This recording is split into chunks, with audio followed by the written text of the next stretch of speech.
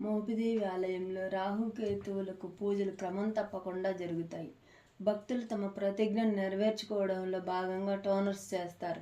సర్పదోషం నుండి ఉపశమనం పొందేందుకు కొందరు తమ పిల్లల చెవులను కుట్టిస్తారు. సంతానం కావాలనుకునే మహిళలు కొత్త చీరతో ఊయలు తయారు చేసి ఇక్కడి పవిత్రమైన చెట్టుకు వేలాడదీస్తారు.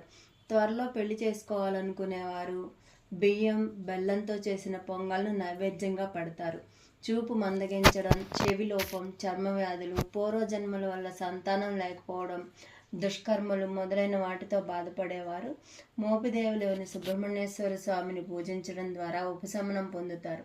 ముఖ్యంగా మోపిదేవి శ్రీ సుబ్రహ్మణ్యేశ్వర స్వామికి సర్పదోషం, రాహుకేతు దోషాలు, అనసత్య దోషాలను బాధపడే వారికి ఎంతో మేలు కలుగుతుందని భక్తుల నమ్మకం.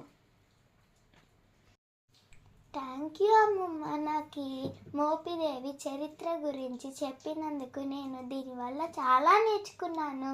మా వీడియో కనుక నచ్చినట్లయితే please like, share and subscribe to our channel SMP Vlogs Official.